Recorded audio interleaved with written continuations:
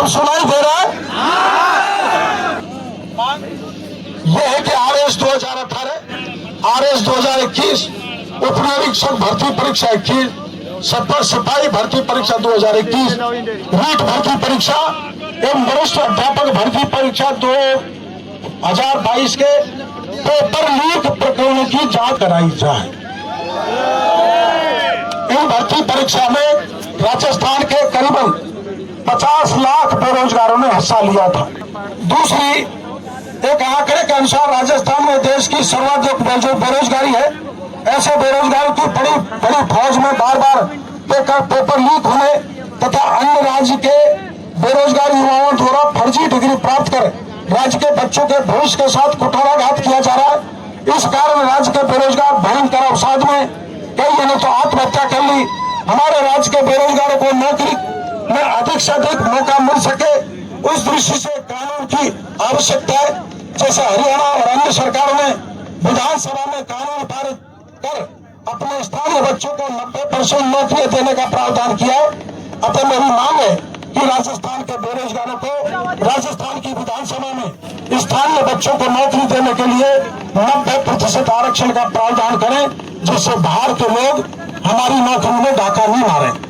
और अगर ये किसी कारण से संभव नहीं है तो एक मांग सरकार से यह है कि जितने भी रोजगार सेंटर हैं उसमें हमारे बेरोजगारों का पंजीकरण किया जाए। केवल हमारे बेरोजगारों का पंजीकरण कर दिया जाए अधिकृत रूप से, और केवल उन्हीं का चयन किया जाए। बाहर के किसी व्यक्ति का पंजीकरण नहीं हो रोजगार कार्यालय में, और बाहर के किसी व्यक्ति को किसी भी परीक्षा में भाग नहीं लेने दिया जाए। यह रोजगार के कार्यालय के द्वारा हो सकता है। वरिष्ठ अध्यापक भर्ती परीक्षा 2022 में सर्च के दौरान पुलिस को जो बाहर की फर्जी डिग्रियों के ब्यौरे मिले हैं, उनकी सच्चाई जनता के सामने उजागर किया जाए। फर्जी डिग्रियां वितरण करने के इस घोरक धंधे को स्थायी रूप से बंद किया जाए। जो महिला पुलिस की सब इंस्पेक्टर बनी है, पेपर चोरी करके जब उससे ये पूछा कि देश का राष्ट्रपति कौन है, तो राष्ट्रपति का नाम नहीं बता सकी।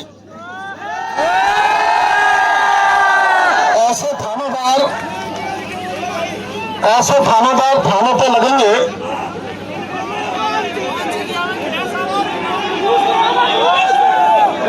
तो राजस्थान का क्या होगा?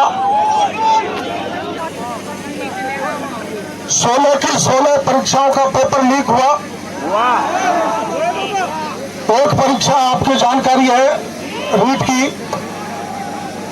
जिसमें 26 लाख अभ्यर्थी थे, उसका पेपर लीक हुआ। तो उसका आंदोलन किया, सरकार ने नहीं माना, सरकार ने मना कर दिया, कोई पेपर लीक नहीं हुआ। बल्कि सरकार के मंत्री डोटासरा जी ने, मुख्यमंत्री जी ने यह कहा कि कोई भी जो ये कहता है पेपर लीक हो गया उसको जेल में डाल दो। कि पेपर लीक हुए और हम कह रहे हैं कि पेपर लीक हुए। गहलोत साहब से पूछ, बेरोजगारों का कितना आक्रोश सड़कों पर है, कितना असंतोष सड़कों पर है। मैंने रीट के पेपर में जो नाम बताए, उसमें 6 MLA, 3 मंत्रियों के नाम बताए।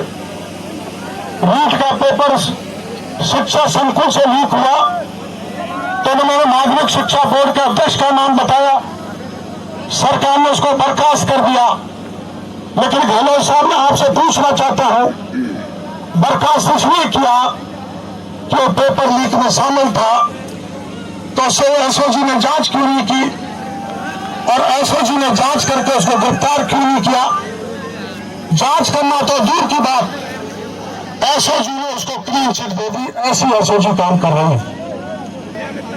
SOG लुटेरी हो गई। SOG के मोहन पोसवाल को मैंने नाम बताया था कि मोहन पोसवाल जो जांच अधिकारी है रीट में, वो निर्दोष बच्चों को फंसा रहा है, दोषी बच्चों से पैसे लेकर उनको छोड़ रहा है। और SOG को उन लोगों ने अपने रिश्तेदारों को पेपर पढ़ाए। उस SOG के मोहन पोसवाल का आज तक भी बाल बाका नहीं हुआ। मैंने SOG को बताया था कि कि राजीव गांधी स्टडी सर्किल के लोग हैं, जो कांग्रेस का एक एनजीओ है।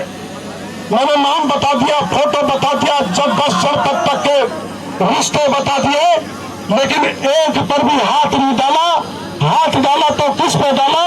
जिस बच्चे को गलती से पेपर मिल गया उसको पकड़ा, लेकिन पेपर लीक करने वाले सरगना को सरकार ने नहीं पकड़ा।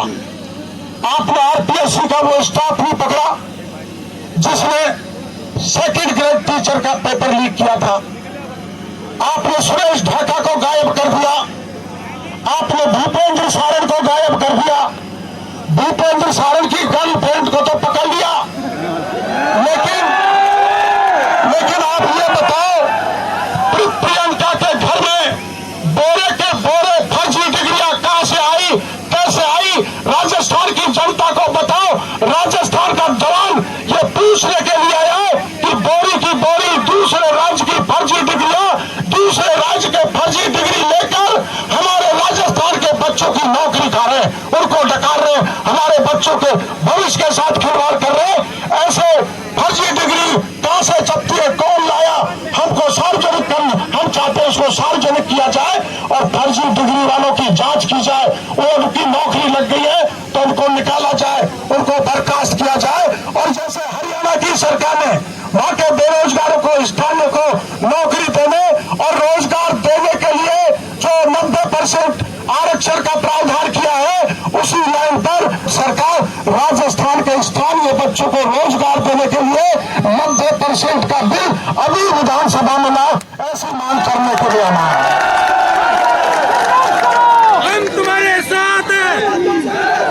हम जो एमएलए मैंने बताए थे, जो मंत्री मैंने बताए थे, आरपीएससी का जो स्टाफ बताया था, माध्यमिक शिक्षा बोर्ड का जो अध्यक्ष बताया था, माध्यमिक शिक्षा बोर्ड के जो बाकी के कर्मचारी बताए थे, सीएमओ के कुछ अफसर बताए थे, पुलिस के भी कुछ अफसरों के नाम बताए थे, उनको गिरफ्तार नहीं किया कि हमने मकान ढहा दिया। अरे मकान तो आपने बेचारे मकान मालिक का ढाया है, किराएदार का आपने क्या बिगाड़ा? एक कोई भूपेंद्र सारण की 1.5 करोड़ की बिल्डिंग तोड़ दी।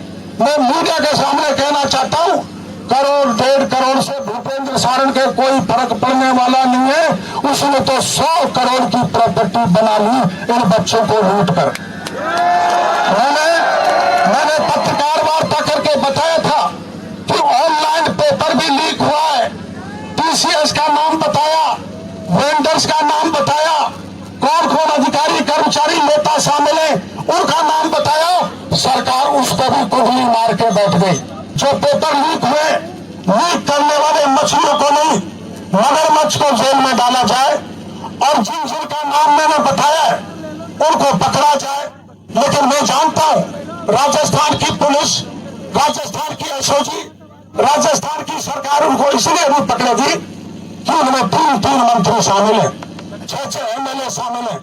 अगर 3 मंत्री के नाम आ गए, एमएलए आ गए, हम सरकार से प्रार्थना करना चाहते हैं कि इसको हल्के से मत लो, इसको गंभीरता से लो कि आपकी एसओजी पेपर लीक के लोगों से मिली हुई है, आपकी पुलिस मिली हुई है, आपके मंत्री मिले हुए हैं, आपके एमएलए मिले हुए हैं। और मैं चाहता हूं कि यहाँ के पेपर लीक करने वाले वैसे ही जाए। आपने देखा पेपर लीक का मामला पश्चिम बंगाल में हुआ था। पार्थ चटर्जी के घर पर, शिक्षा मंत्री के घर पर 50 करोड़ रुपए का ढेर मिला था। एक कंगन सोने का आधी किलो का था। 28 कंगन बरामद किए थे, सेंट्रल एजेंसी ने किए थे।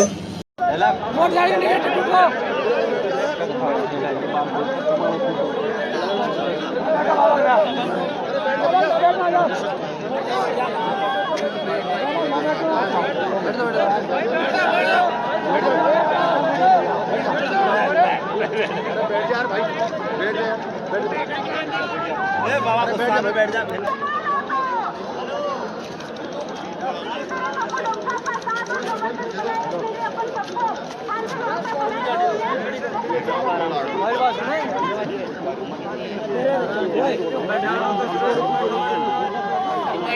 बैठ जाओ।